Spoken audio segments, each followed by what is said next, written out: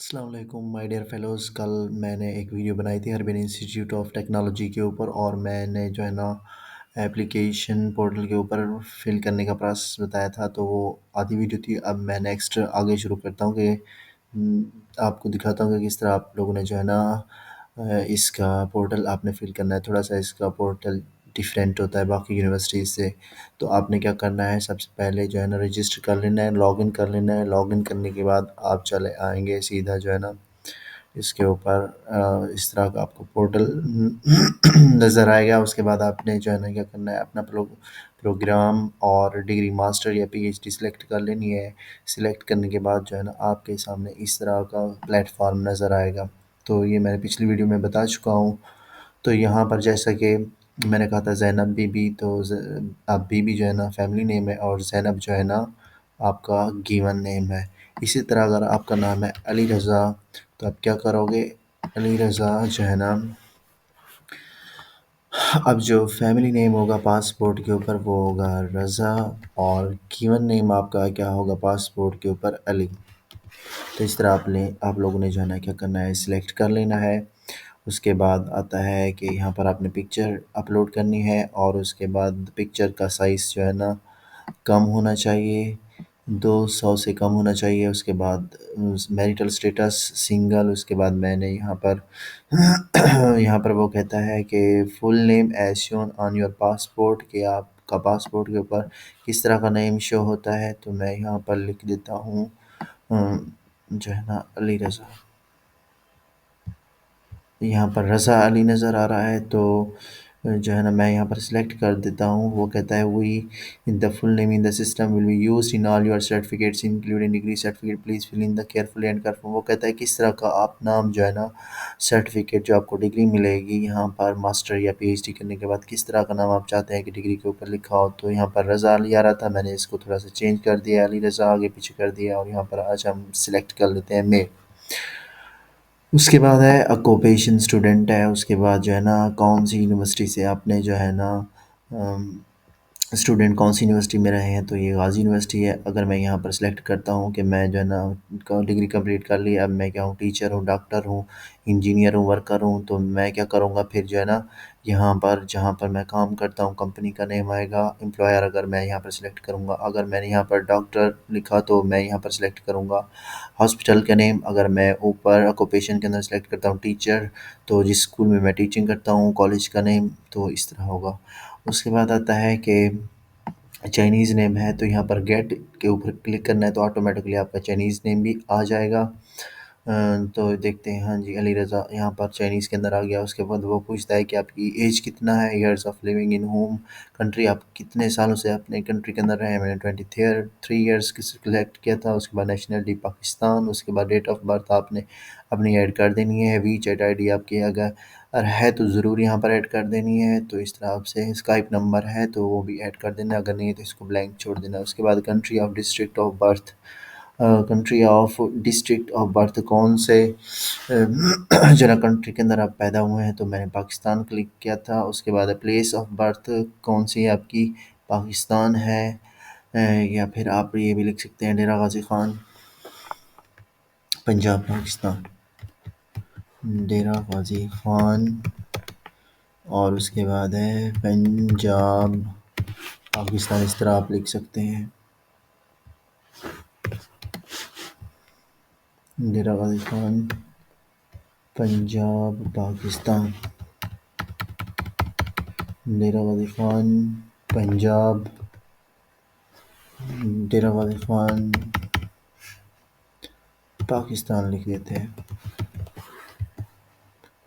पाकिस्तान। उसके बाद native language Urdu मैंने सिलेक्ट किया था। उसके बाद है करस्पेंडेंस एड्रेस, होम एड्रेस आपका कहाँ है, आपका मतलब जहाँ पर इस वक्त आप रहते हैं, या जो जो आपका ओरिजिनल है, मतलब जैसा कि आप शहर के अंदर रहते हैं तो होम एड्रेस अगर आपका देहात है तो आप यहाँ पर अपने देहात की इन्फॉर्मेशन ऐड करेंगे। अगर आपका सिटी जैसा कि पेशावर के अंदर होम एड्रेस मतलब वहाँ पर आप रहते थे आईडी कार्ड वहाँ का, तो होम एड्रेस वहाँ का डालेंगे।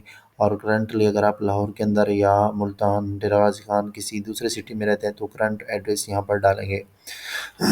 अगर मतलब कि आप शुरू से ही जिस जगह पर शहर के अंदर रहते हैं, देहात के अंदर रहते हैं, उधर रह रहे हैं, तो आप अपना क्या करेंगे, होम एड्रेस जहाँ पर रहते आए हैं, तो जहाँ पर पैदा हुए हैं, उसको कहते हैं होम एड्रेस। जैसा कि मैंने यहाँ पर लिखा है, ब्लॉक नंबर 27, डेरा गाज़ी ख़ान। उसके बाद Dera Ghazi Khan, country Pakistan, zip code मैंने अपना डाल दिया। उसके बाद मैंने अपना फ़ोन नंबर डाल दिया। उसके बाद अगर आपका जो करंट एड्रेस है, मतलब जहाँ जहाँ पैदा हुए हैं और जहाँ आप इस वक्त रह रहे हैं, तो क्या मैं क्या कर देता हूँ, the same as the home address. जब आप यहाँ पर the same as the home address click करेंगे, तो ऑटोमेटिकली ये होम एड्रेस वाली इन्फॉर्मेशन यहाँ भी ऐड हो जाएगी। अगर आप यहाँ पर क्लिक नहीं करेंगे, आप कहते हैं कि मेरा होम एड्रेस जो है ना क्या है, चेंज है, तो आप क्या करेंगे, इसको जो है ना, होम एड्रेस अलग है जहाँ पर आप पैदा हुए थे और इस वक्त आप पाकिस्तान के किसी दूसरे शहर या सिटी के अंदर रहते हैं, देहात से दूसरी जगह चले गए हैं, तो फिर यहाँ पर आप करंट एड्रेस चेंज कर देंगे।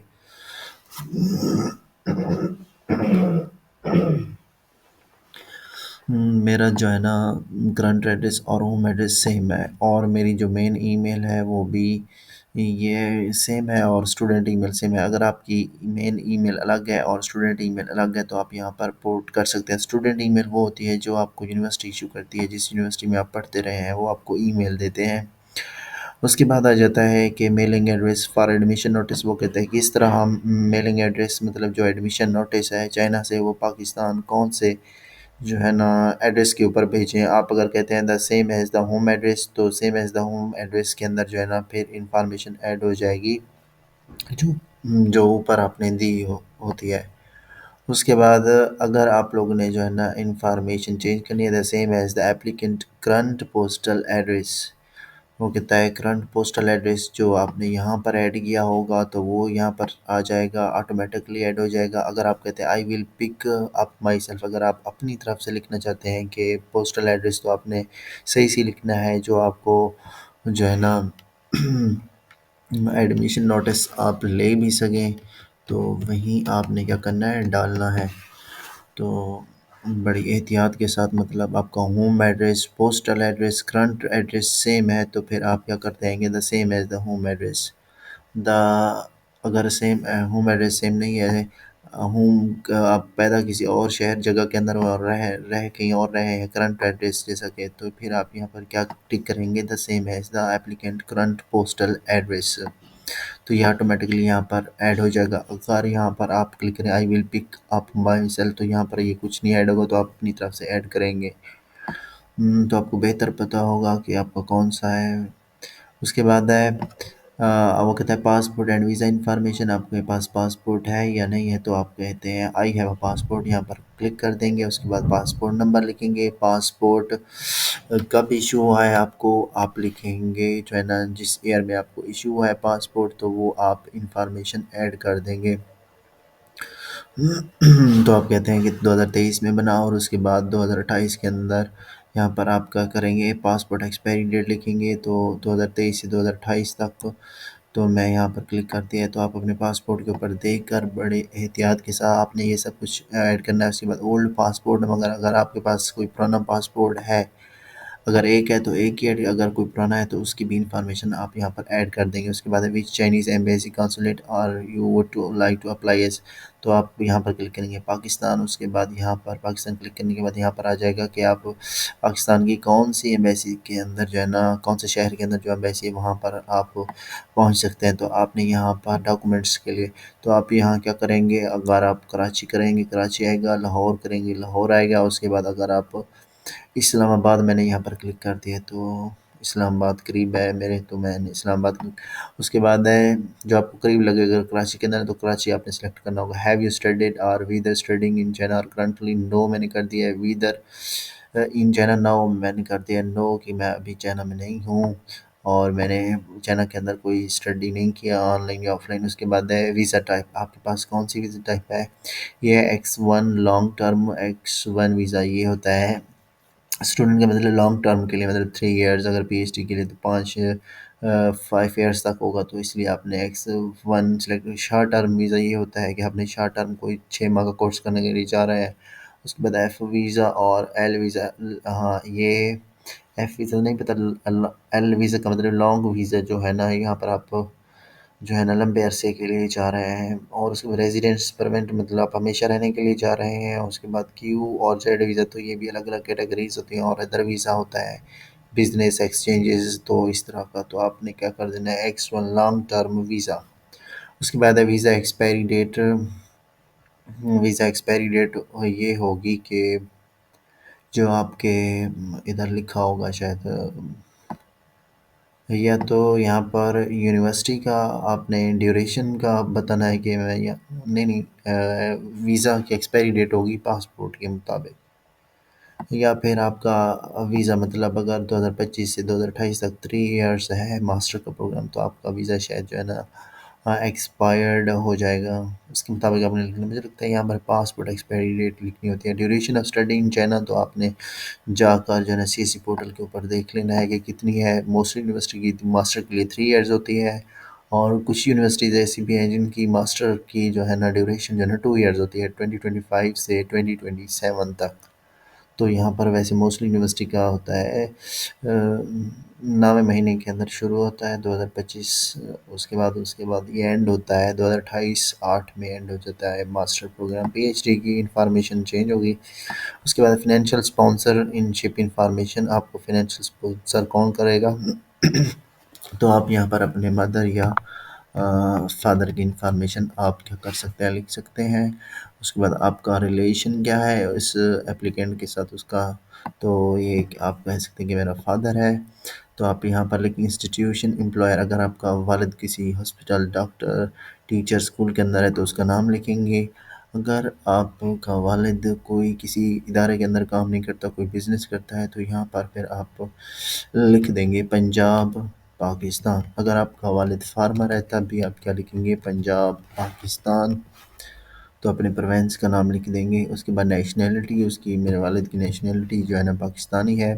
ऑक्यूपेशन, तो अगर आपने अदर टिक कर दिया मतलब कोई बिजनेसमैन है या फिर जो है ना कोई और दूसरे काम करता है, तो आप फिर अदर पे क्लिक करेंगे। वरना journalist, herders, policeman, farmers, civil servants, manager, retirement, housewife ये सिलेक्ट करनी है। अगर आप अपनी वालदा की इंफॉर्मेशन पुट करेंगे, तो यहाँ पर अगर आपकी वालदा किसी इदारे के अंदर काम करती है तो आप उसकी जो पोजीशन है वो लिख देंगी। अगर किसी इदारे के अंदर काम नहीं करती, घर के अंदर रहती है, तो आप क्या करेंगे, हाउस वाइफ सिलेक्ट करेंगे, और उधर सेम टू सेम जो है ना क्या सिलेक्ट करेंगे, पंजाब पाकिस्तान।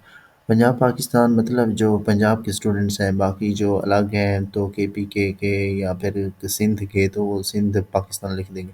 सो scholar, engineer, soldier, worker, worker मज़दूर है तो आप फिर लिख देंगे कंपनी का नाम जहाँ पर मज़दूरी करता है। अगर कोई मतलब प्रोफेशनल मज़दूरी नहीं है तो फिर आप पंजाब पाकिस्तान लिख सकते हैं।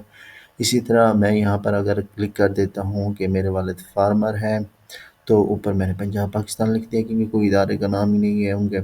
उसके बाद इंडस्ट्री टाइप ये है कि मेरे वालिद अगर फार्मर हैं तो एग्रीकल्चर में सेलेक्ट करूँगा, और अगर डॉक्टर टीचर हैं तो मैं यहाँ पर उनके इंस्टीट्यूशन एम्प्लॉयर का मतलब होता है कि जिस स्कूल के अंदर टीचर हैं तो स्कूल का नाम लिखना है, जिस हॉस्पिटल के अंदर डॉक्टर हैं तो उस हॉस्पिटल का नाम लिखना है, या यूनिवर्सिटी के अंदर है यूनिवर्सिटी का नाम लिखना है। तो जहाँ पर आपके वालिद का अगर किसी इदारे के अंदर काम नहीं करते तो आपने सिंपल पंजाब पाकिस्तान लिख देना है। उसके बाद मैंने अगर फार्मर यहाँ पर क्लिक किया तो एग्रीकल्चर लिखूँगा। इसी तरह अगर मैंने अपनी वालदा का हाउस वाइफ जो है ना सिलेक्ट किया था तो मैं यहाँ पर अदर सेलेक्ट कर दूँगा। It's so simple. उसके बाद है वालिद की ईमेल बतानी है आप लोगों ने। वालिद की ईमेल आप लिख सकते हैं, वालिद का मोबाइल फ़ोन या फिर फ़ोन नंबर जो भी है तो वो आप लिख सकते हैं यहाँ पर, जैसा कि मैं यहाँ पर ऐड कर रहा हूँ।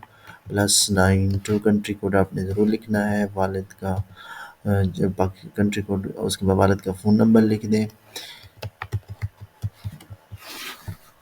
उसके बाद आपने क्या करना है,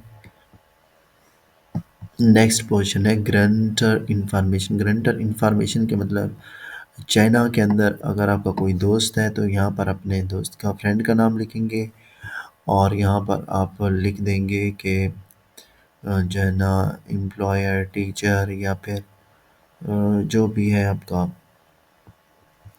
ग्रंटर। ग्रंटर इन चाइना होगा मुझे लगता है। तो इस तरह आप लोगों ने क्या कर देना है, इसको ऐड कर देना है। उसके बाद जो है ना आप लोगों ने ग्रंटर इंजना ग्रंटर इंफॉर्मेशन, मतलब अगर आपके पास कोई ग्रंटर नहीं है तो यहाँ पर आ रहा है टीचर। तो मुझे लगता है कि आप फिर यहाँ पर आप क्या सिलेक्ट करेंगे, टीचर। तो यहाँ पर आप, अगर आपके पास कोई चाइना के अंदर जानने वाला दोस्त नहीं है तो फिर आप अपने टीचर की इंफॉर्मेशन क्या कर सकते हैं, ऐड कर सकते हैं, जिससे आपने क्या दिया है, हार्वर्ड इंस्टीट्यूट के अंदर आपने जिससे एक्सेप्टेंस लेटर लिया है।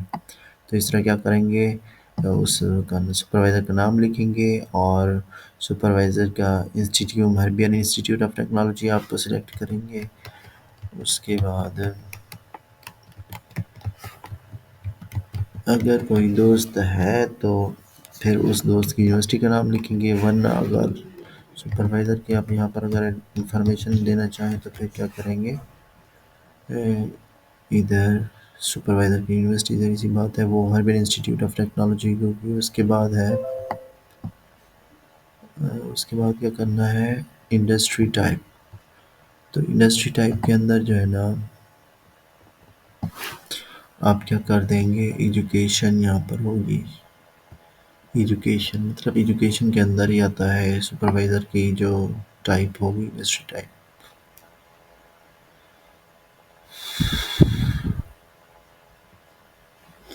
उसके बाद आता है ऑक्यूपेशन। ऑक्यूपेशन का मतलब टीचर।